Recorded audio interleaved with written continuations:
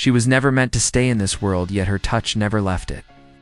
And now, as the final season begins, a small voice rises from the quiet between heartbeats, calling a name only a mother can hear. Claire.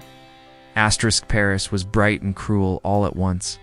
A city of silken secrets, where Claire carried hope beneath her heart, and Jamie carried scars behind his eyes. And together they tried to change the course of history, while pretending they could outwalk fate.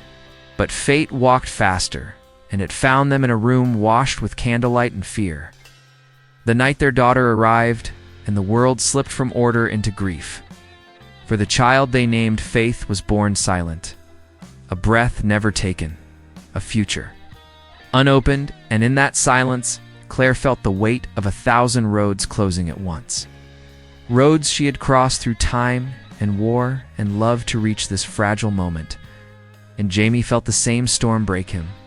A man who could charge a line of soldiers now powerless before a cradle that would never rock, and so the name became a prayer, faith, a word Claire whispered to the empty air, as if breath alone might mend what was broken.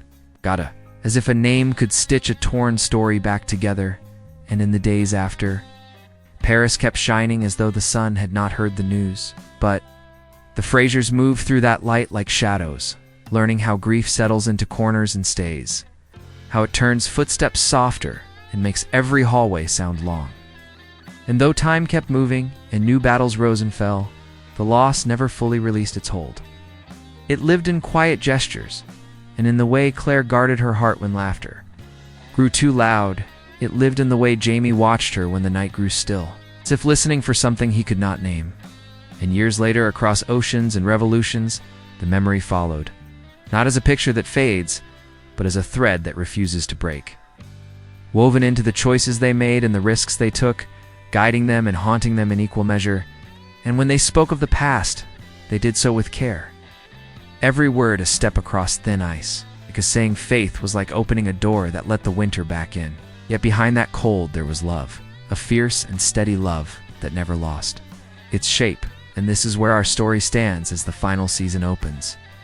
At the edge of a wound that never truly closed, with Claire older and braver, yet still human, with Jamie steadfast and battle-worn, yet still tender, and with a name that once meant only sorrow now gathering a different kind of power, as if the child they could not keep had found another path through the veil. And the air around the Frasers begins to change, a flicker in a candle, a hush in the room, a sense that someone small and beloved is near and ready to be seen. The year has turned restless. The air thick with the scent of gunpowder and smoke from fires that mark the American land, as if history itself is burning its initials into the soil. And in the middle of this storm stand Jamie and Claire, two souls who have crossed centuries only to find themselves in the fiercest fight yet. It's not just for survival, but for the fragile dream of a home that seems to slip further from their grasp each day. The revolution is no longer a distant rumble, but a constant roar.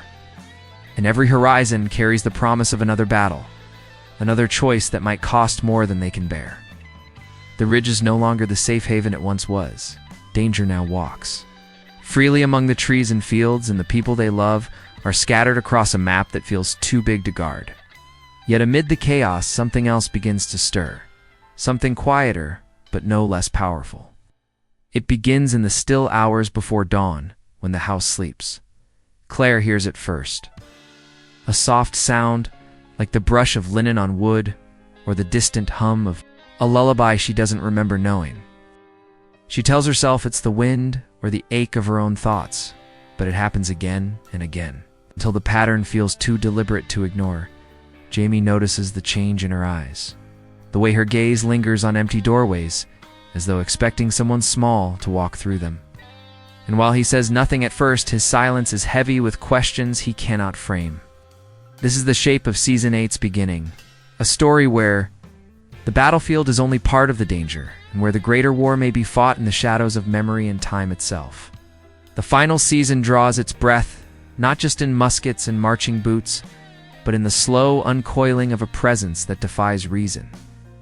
A presence that belongs to a child who never lived to see a sunrise, yet now seems to be walking the edges of their lives unseen by all but a mother's heart.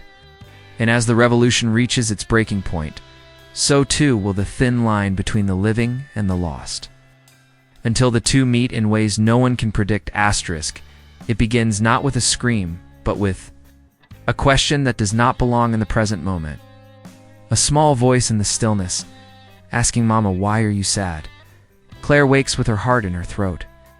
The darkness of the room unchanged, yet different, as if it now holds a secret. The bed is warm beside her, where Jamie sleeps unaware, and the air carries a faint fragrance she cannot place. Sweet and fleeting, like pressed flowers hidden in the pages of a long-forgotten book, she tells herself it is a dream born of exhaustion. But dreams do not leave footprints at the edge of the hearth, faint and small, as if left by a child who had paused there to watch. Days pass, and the signs gather quietly, the reflection in the window that lingers half a beat too long. The sound of fabric being smoothed by unseen hands, a melody hummed in the next room that stops the moment she enters. And though Claire has seen wonders beyond reason, stones that bend time, battles that rewrite fate, this feels different, not a crossing of years, but a crossing of worlds. Jamie listens as she tries to describe it, his brow furrowed, his hand warm over hers, and while he offers comfort, he cannot disguise the glimmer of unease in his eyes, because he knows the name she does not yet speak.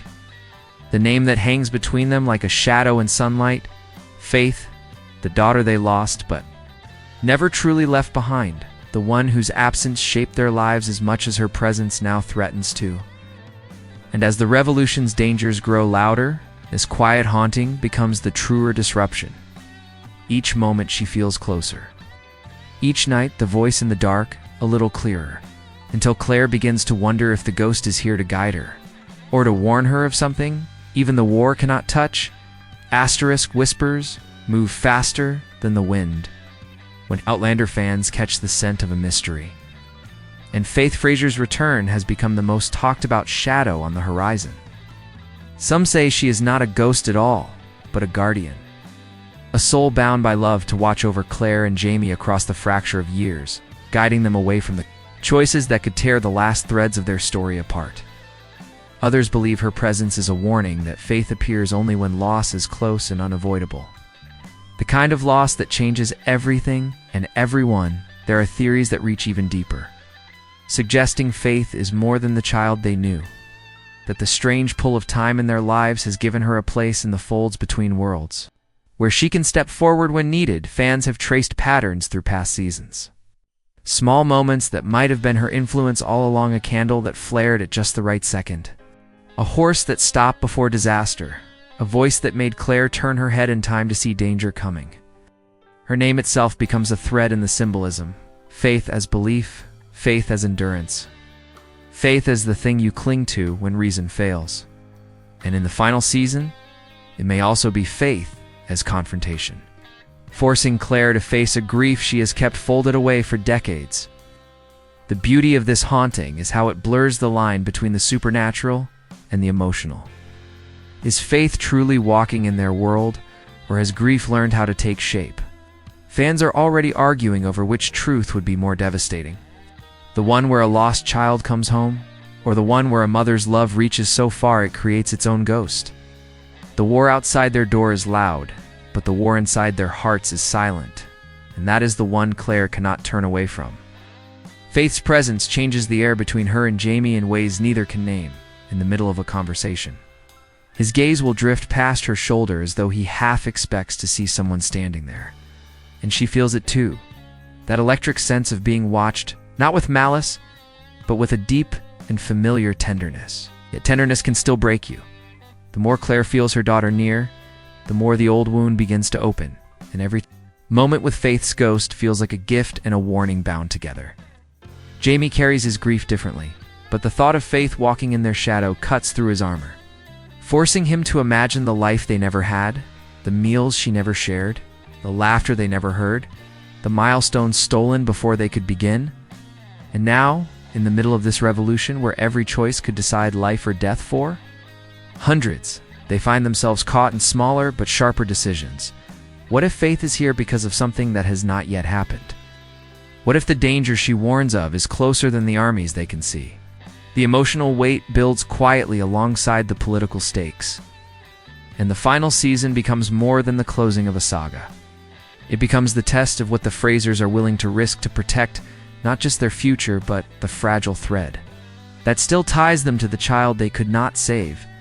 Because in this war, there will be victory and loss. But the greatest question is whether they can keep Faith, whatever she truly is, close, without letting her pull them into the past. So, far they cannot return, Asterisk night settles over the ridge in a way it never has before. Shadows stretching long and deep until even the familiar seems strange. The fire burns low, the walls creak softly, and somewhere in that space between wakefulness and dreams, Claire hears it again, the smallest laugh. Light as a ripple on still water, followed by the sound of bare feet on the floorboards. She sits up, her breath held, every instinct caught between fear and aching hope. Jamie stirs beside her but does not open his eyes, as if part of him knows this moment is not meant to be shared yet. In the doorway, a shape flickers, not solid, not smoke, something in between. And though the light is too dim to see a face, Claire knows without doubt who stands there. Her chest tightens, her hands tremble, and before she can speak, the voice comes soft and close as a whisper in the ear. Mama. The word wraps around her like a memory she never had the chance to live. And then it's gone. The room is still again. The fire crackles. But the air feels changed, as though the night itself is holding its breath.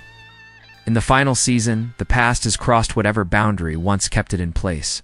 Faith Fraser has found her way home, and whether she has come to protect or to forewarn.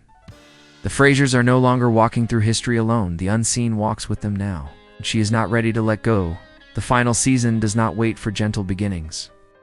It moves like a river in flood, carrying the Frasers toward an ending they cannot yet see. And in the current, Faith moves with them, unseen by the world, but impossible for them to ignore.